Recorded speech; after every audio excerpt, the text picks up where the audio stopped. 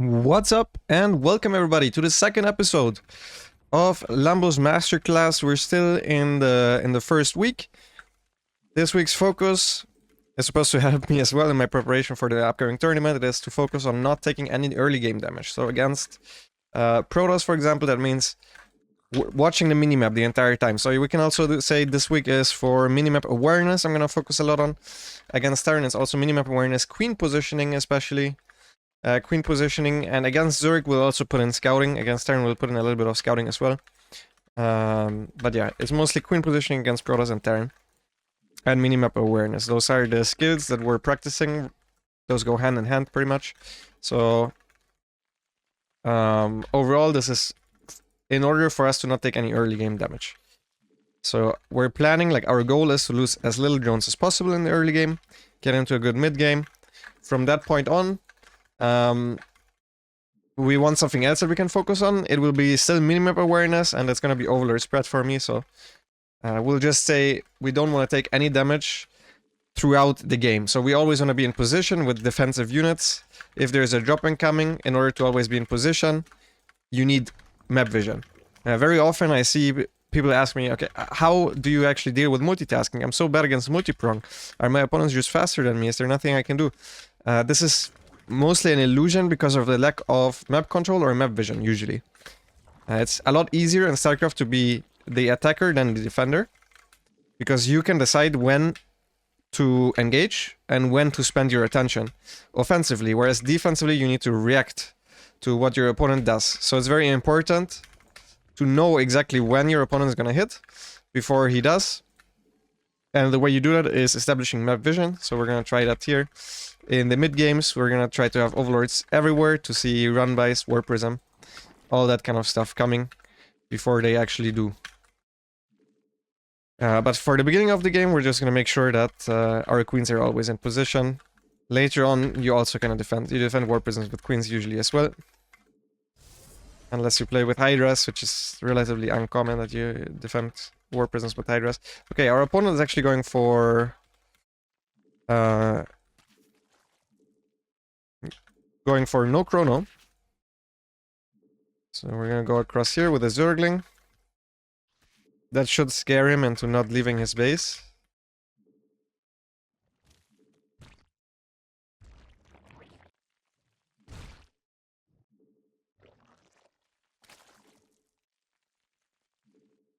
Okay, the adept is shedding out. We don't entirely know if he's in fact shedding out or not.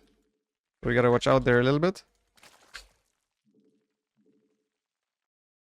Get our overlords in position. It's very important to have good positioning on the overlords in the beginning, otherwise your queen position will be off as well. You need the ring of vision around your base. It is very, very important against flying units in general, against the mobile units that the other races have, to have your overlords in the perfect spots. So it's a good thing to do to know exactly where you want to position your overlords on every single map, in which order. So I know, okay, this overlord is going there, the next overlord is going there, the next overlord is going there. I have this for my first 6 or so overlords to create the perfect ring of vision around my base, and then I want one in the dead space as well. This is almost certainly Stargate. Let's get into position with our queens. We don't have position on the very outskirts, so we want the queens to cover those locations. Like the Oracle could come from here and from here without us seeing it. So that's the positions that we're going to take with our queens.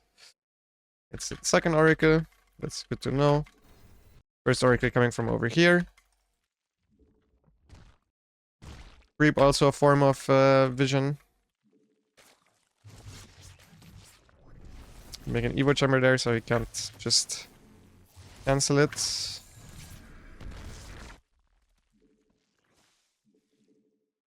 And we're making sure that, like, we're valuing being in position, constantly looking at the minimap higher in this game than we would, for example, other things, like always being in the perfect spots with the drones, always scouting, that kind of stuff is going to be less important this game than the other things. Okay, then being in position with the queens.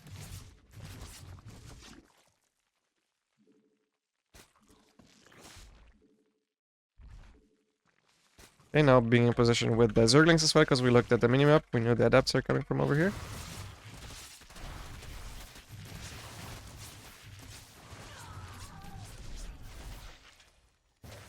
That is bad early game damage. So the mistake we made here especially was not checking for our drone transfer at the correct time.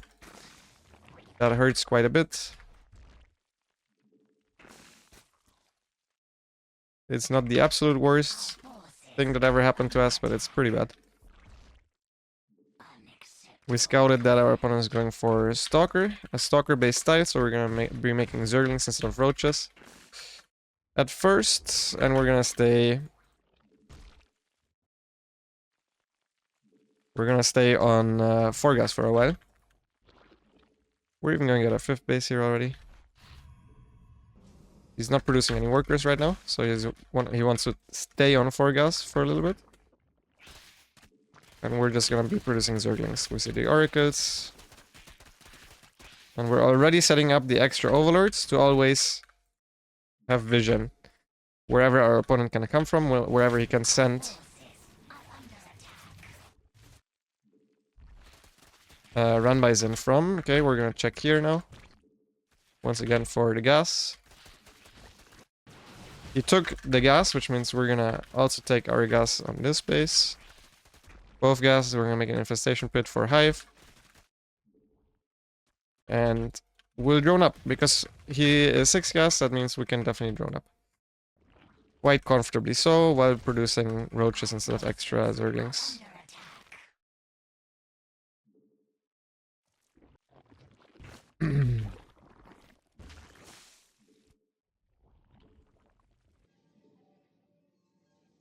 The Templar Archives and a Robo Bay all at the same time.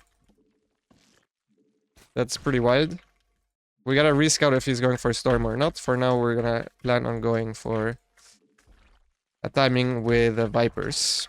That's our game plan for now. So Roach, Ravager, Baneling, Viper. Add more Overlords towards the very outskirts of the map, because that's where the Prism is gonna come from. I'm gonna start the Hive right away.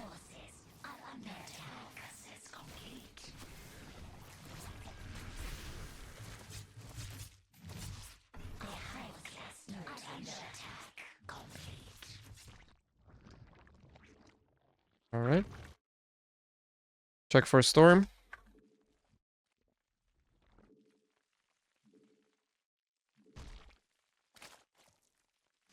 Get some spines in our most exposed locations. There is no Storm. That's great info. Got more Zerglings. We want to go only up to 191 supply maximum, because we want to make 3 Vipers. And the moment we see that he's going for Storm, I'll actually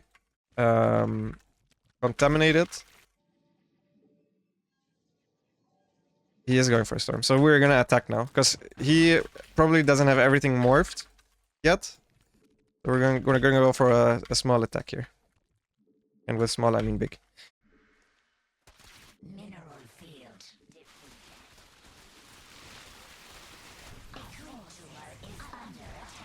He will have some disruptors. We will not be able to abduct them yet. And that's fine. That is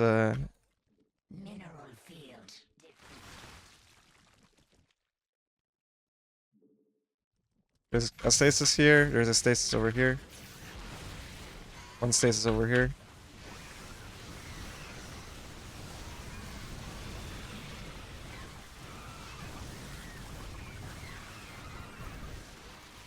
Okay, now we go back. This is our first trade. Now we're gonna go again afterwards with the next round of Banelings. We're gonna morph all of our Zerglings over here into Banelings. He has no High Templars anymore because he just morphed them. We're gonna wait for our reinforcements to spawn, basically.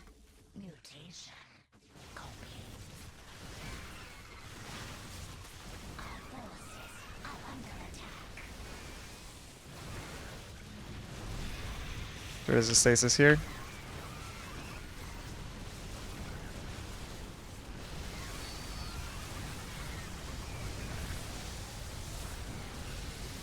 And we go back a little bit. We just want to make sure he doesn't morph any high Templars, or he doesn't keep any High Templars. Once he gets Storm, our army will fall off immensely, considering he already has Stock Colossus. Together with Storm, our Lingbane Ravager Force will be practically useless. So we gotta make sure that this doesn't happen. I want to come with most of the roaches from behind this time around. More banelings. Take an extra gas over here.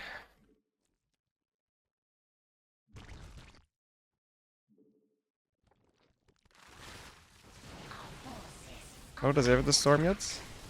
He does, so we gotta watch out. Minimap awareness, we're defending this, and GG. Minimap awareness there wasn't actually that good because they ran on creep and I didn't notice, I'm gonna be honest. While I was attacking because I was microing, but this stuff happens to every pro gamer. If you're focused on an engagement, if you're focused on micro, it's impossible to play perfect. So there's some things that are more important than others. What I want you to know is that if I go for minimap awareness, I do want to still focus on that, even if it's less important than the game-winning engagement right now, right? So yeah, in general about this game, we were in a fine position, nothing really happened, but we played it very, very safe. I didn't drone up at all early until I scouted the 6 gas, so it was an even game.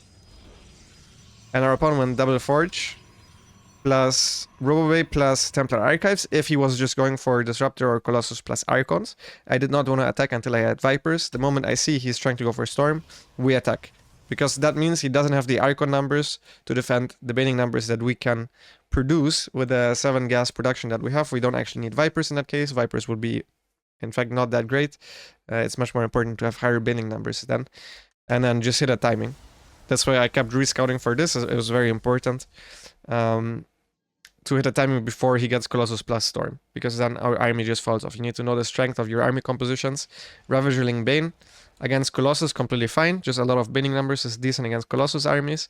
The moment there is Storm, Banelings fall off super high, so you want to keep your opponent from getting there easily. Once he gets Storm and a maxed out army, you need to have a transition ready, or you need to wait and chill on creep. There's no way I can go off creep with the Baning army against the maxed out Colossus Storm army. Against any maxed out Storm army, to be honest. Our next opponent is Cyril again. I don't know why I keep queuing into him.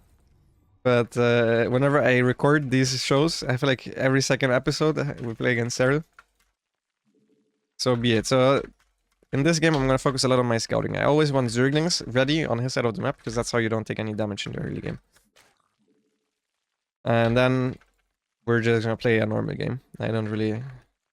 Like, I'm not going to show anything that I actually think I can beat Cyril with, because I need to keep that stuff for myself until the end of the next couple of tournaments. So, for now, we'll just play a normal game, and we'll see what happens.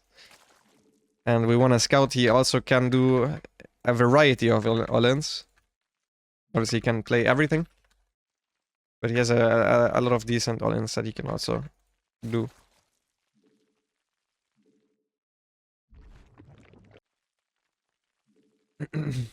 So we're gonna try to scout for that. We're gonna just try to play as safe as possible.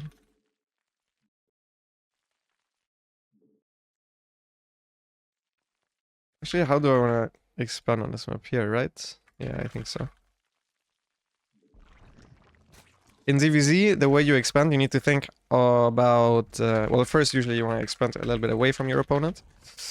If you want to play macro at least, you can also expand towards your opponent. On this map, it doesn't really matter because there's rocks here. You can't really destroy these easily. So this map is not that much closer at this pace. But I'll expand away at first, and then you need to consider how is it... which base enables me to always take defensive concave easily in Roach versus Roach fights. And on top of that, which base lets my opponent rotate the slowest. So if I let's say I have 1, 2, 3, 4, these rocks are down, he can rotate here relatively fast between these. I need to hold a concave here and here, so that's probably not a good base setup. Whereas if I take this and this, if he stands here, I can... First of all, I don't even need my entire army, because that's a joke of a ram.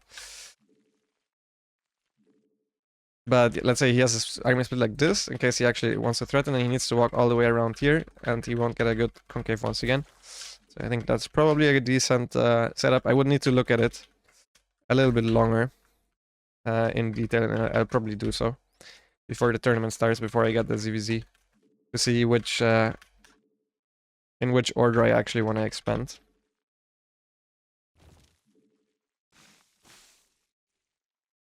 This is a little bit late, so that's okay.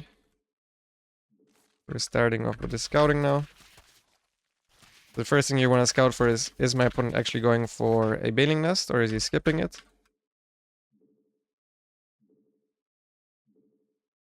There's a baling nest, so he's playing it safe in that regard.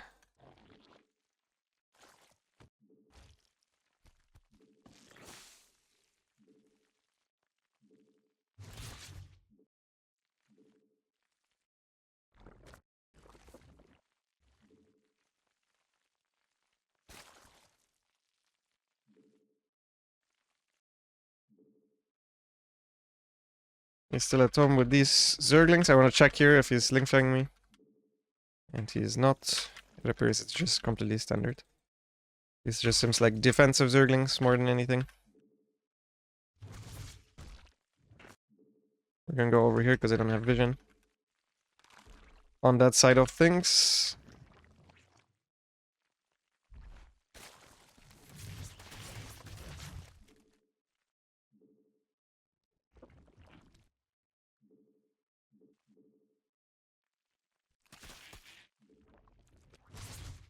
And we're gonna scout, and we're already setting up for the follow-up scout. Well, we're gonna get a full scout here, but in case we didn't, it's important. No Lariat. No Evil Chamber early Roach Warren. He's just playing very safe.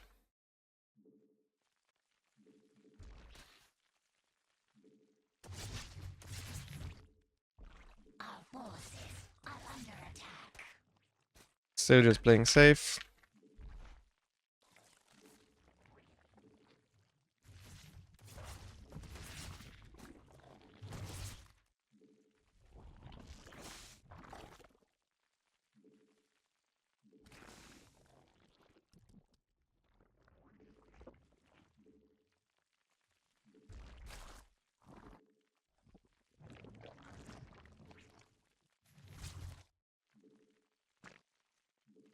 There you go. Spire in this case. You can scout it, I don't really mind. I would prefer for him not to see the Spire, but you didn't see it.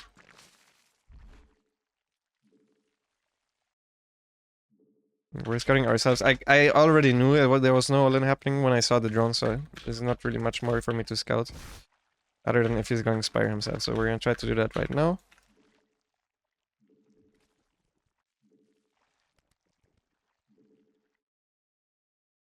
We'll try to get in with the Zergling here, but he didn't take gases early. He has overlord speed, that's standard 100%, basically.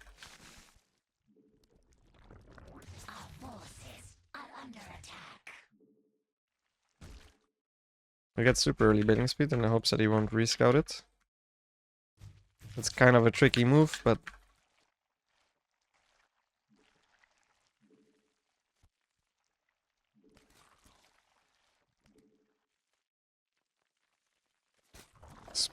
overlord spread. Watch the mini-map.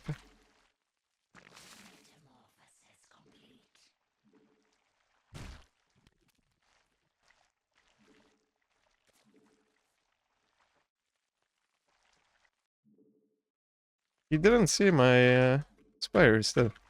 Or what? He scouted it, right? Okay, I was surprised that he didn't he didn't go back yet with his guys. We're gonna try to contaminate not the upgrade, which I usually would, because we're going for an all-in. We're instead contaminating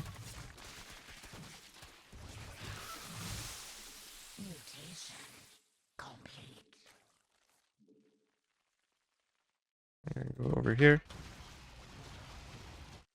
We're gonna contaminate the hatchery because we want them to have less production.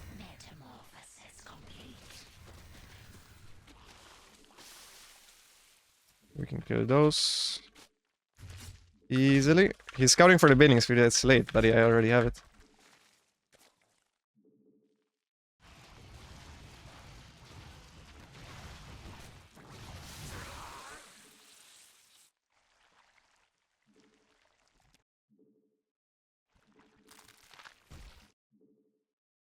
And at this point we're just producing Zerglings. Preferably hidden. Okay, well he's gonna scout it.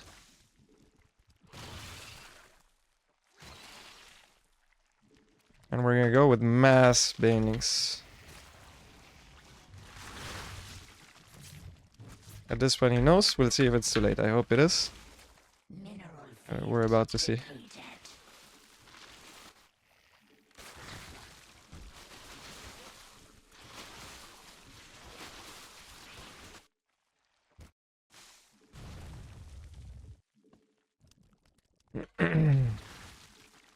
We're gonna come in from these two sides. And that's the big plan.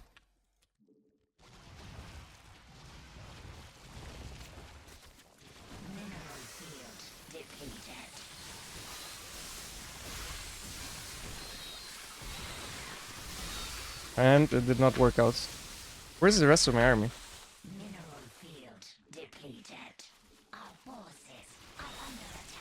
I don't know why, but it feels like he just has... Ah, he had 2-1, okay. Damn, he had that early. We're dead now. GG. We're up in supply, but I skipped upgrades in order to have more units. My plan was to hit before 2-1 finished. Damn, I was too slow, I guess. I should have went up right now. Like, right now. I think we would win.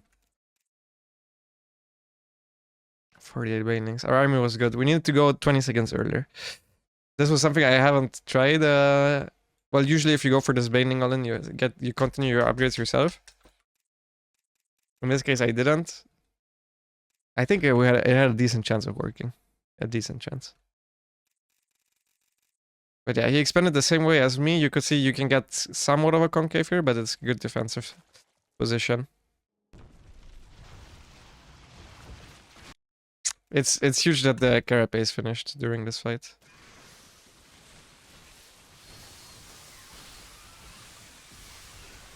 Yeah. Yeah, we just missed our timing. It is what it is. If we hit the timing, I would like to replay the fight. But, yeah. We just tried something that didn't work. This is usually how it goes if you play Valence. There's not much more to say in this game. Let's go to the next one. Alright, welcome back to game 3. I actually had sound disabled, so I didn't hear when it started. So we were AFK for a little bit. That's also why this intro comes in a little bit late, and because I also don't know what I'm playing against. I'm playing as ZVZ. So as I said before, in ZVZ, if you don't want to take any early game damage, we'll focus a lot on our scouting. Meaning map awareness is relatively simple in ZVZ, but still important nonetheless, because you want overlords on the other side of the map to scout for whether or not your opponent is going for any type of attacks with Zerglings or roaches.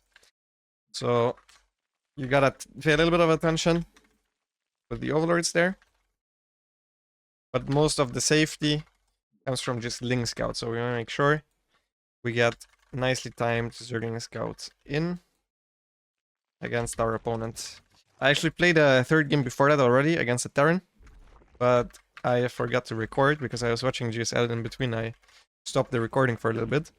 I was watching Dark versus Classic, and yeah, I played the TVZ with a lot of commentary, but without having the record button pressed, so yeah.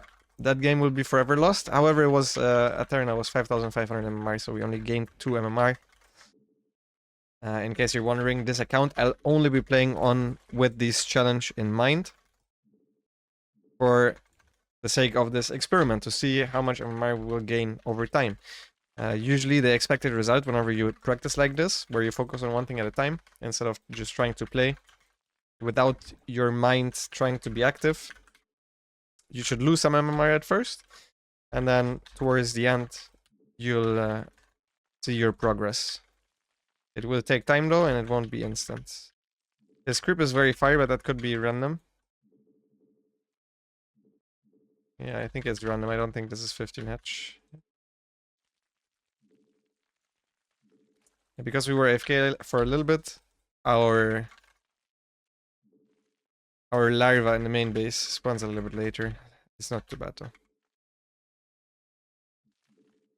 So we'll do the same thing again. We'll scout.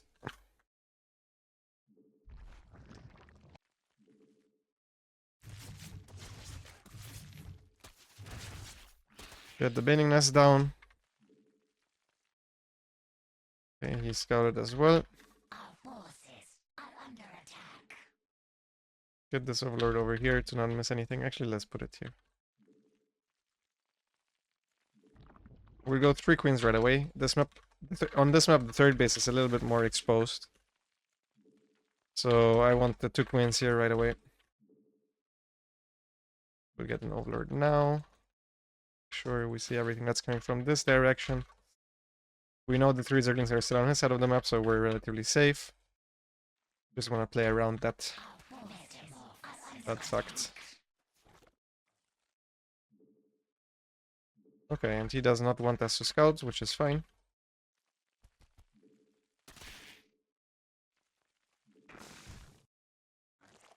We get a roach warren for safety, because I didn't actually manage to get a scout yet. And now we see it's an evolution chamber, we're safe.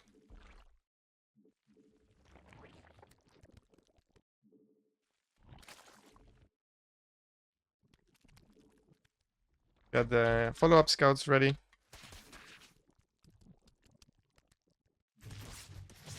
Oops. See if we can maybe kill this one. Okay.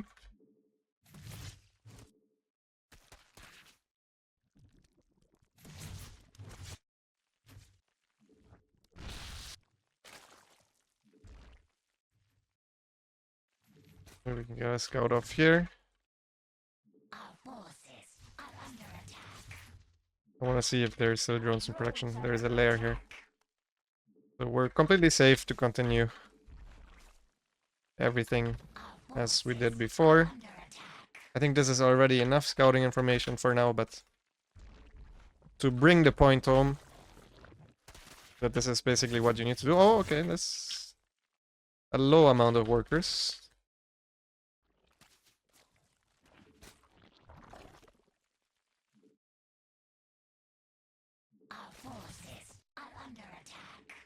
Looks like 5 gas roach actually. Because he cannot have 66 drones yet, so I think it's a 5 gas roach on him. If I had to take a guess at this point.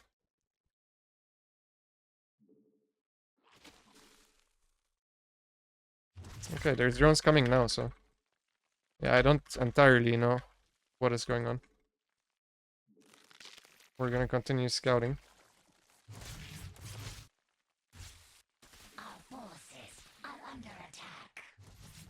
We get in here, see if the lair is done. The lair is done. See if there's a 6 gas. There was no 6 gas, so we're a little bit ahead.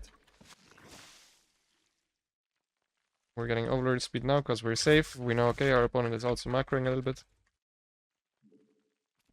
Look at the minimap, that's why we know. Okay, there's Zerglings over here.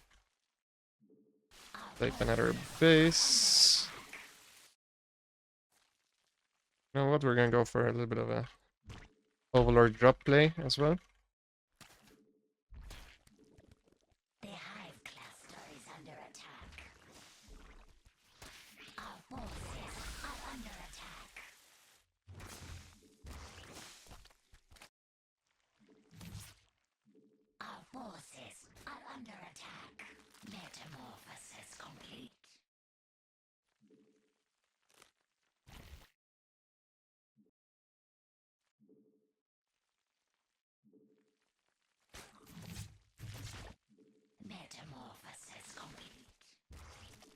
If we can damage this one a little bit.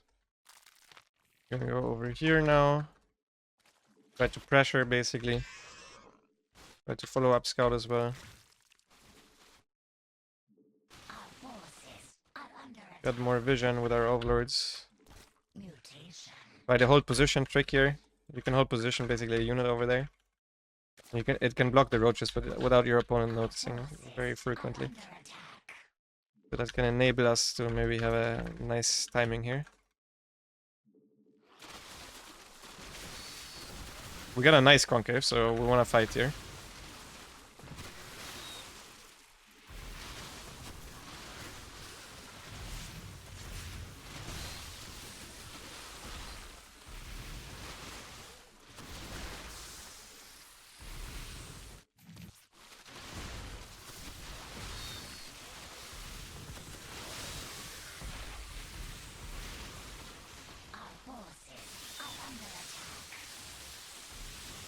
Fantastic fight for us.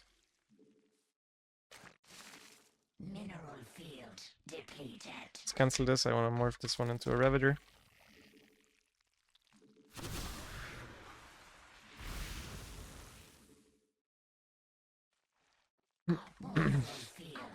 We'll make a Hydra then just in case, because it's like one of the only ways we can lose at this point.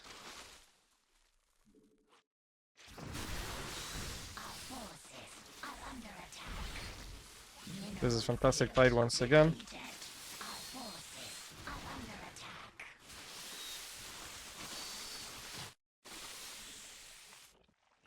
Morph everything that we can into extra Ravagers. This game was basically just... We got a little bit ahead with our macro at the beginning of the game. And then we just took better fights than him. Not much more to it. We're down in upgrade, like I played it very safe in the early game. Cancel one Roach in order to morph 2 very low HP Roaches into Ravagers. You can push in here now, I think.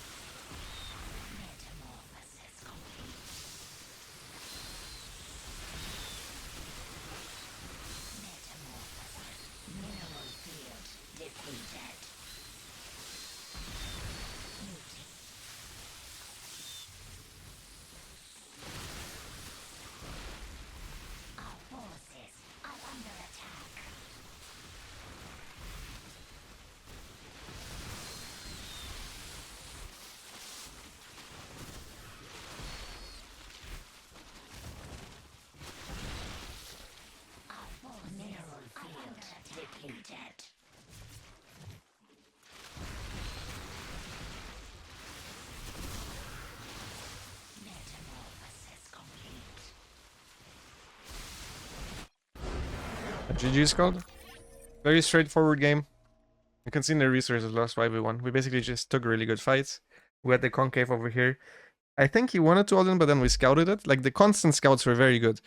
Basically, the reason I knew that he wasn't fully droned up when he made the roaches, when I went in with the Zerglings, is very simple. So he made roaches here at this point. Okay, he just tried to play it safe. He made some blind roaches. For me, it looks like an all-in, but I knew his drone count because we had constant scouts. I knew, okay, he had one upgrade. He had the lair on the way. But if he makes roaches already, this looks like an all-in to me because I know, okay, I spent all my larva on drones so far. And just now I'm getting to 66 drones. So if he made roaches now, it is before he gets to 66 drones. We obviously see the drones here as well, but it is impossible that our opponent has 66 drones, even if he, let's say, fake transfer drones here. Don't get fooled by that. If he has a full mineral line, you can just compare it with yourself because you have the same resources available to you. You have the same amount of larva available to you. And then, okay, I realized he made the roaches a little bit earlier, so we follow up scout. We see, okay, there's still drones in production. He's not committing to the all-in. We don't need to make any spines. We're just now ahead because he made the roaches first. It's that simple. The reason we're ahead in supply, the reason we have more resources available is because we consistently scouted and we knew we didn't have to make units too early. And that was represented with our first attack as well. Our upgrades were a little bit behind, so I decided to skip those in favor of playing it super safe because I didn't actually get into his base here. This is a cute little trick that you can also use. This is why pro players very frequently kill their baiting nest if they have a wall like this, so this doesn't happen. Because this actually can be very annoying, especially if you have a bottom spawn and the wall is like this. Or if you spawn on the right side of the map or left side of the map, it doesn't really matter. If the wall goes like this, sometimes you need to tilt your camera in order to kill the changeling. For me, it's not even possible because my repeat rate is too high. So if I hold down the key to change the camera, I can't do it. It's just not possible. It won't let me. It won't let me. It just spasms out because my repeat rate is too high. So yeah. We took the fight over here with similar amounts of roaches. We had more Ravagers available to us. But yeah, he just was out of position. I would have not committed to this attack if I didn't get this position. You can see that whenever you have a concave and your opponent does not, he has a lot of roaches running around in the back doing nothing. So as long as I hold this position, I knew, okay, I was going to be in a good... It's always going to be a good fight for us. Just keep dodging the bites, remain in this position, and you'll be golden, basically, in roach versus roach. It's not much more complicated than that. And at this point, he will have less larva than us. He has less resources as well because the main base is going to run dry soon, so we can start transferring drones over. And then he took another bad fight here. He split a really good amount of roaches. You always want to split slightly more units towards the counterattack path than your opponent, because on the main army, if you have a little bit less, it doesn't really matter, because the concave matters so much. So against run-bys, let's say, okay, from my opponent's point of view, he sees I'm running by with, this is 15 roaches. So you want to split maybe 18 roaches there. And if you then have 3 roaches less, it doesn't matter, because I can attack here with all my roaches fighting at the same time. The only issue is he tried to punish me for it, and I saw that. I split some more units there. And now he's the one with more roaches over here. But he can't punish me for it, because I have Ravagers here. I can just zone him out and run back while I'm taking a good fight over here. And that was the nail in the coffin for him. That fight was way too bad. And at this point, even though he had 2-1 against 1-0, that fight was just numbers-wise too poor for him. He could not recover anymore.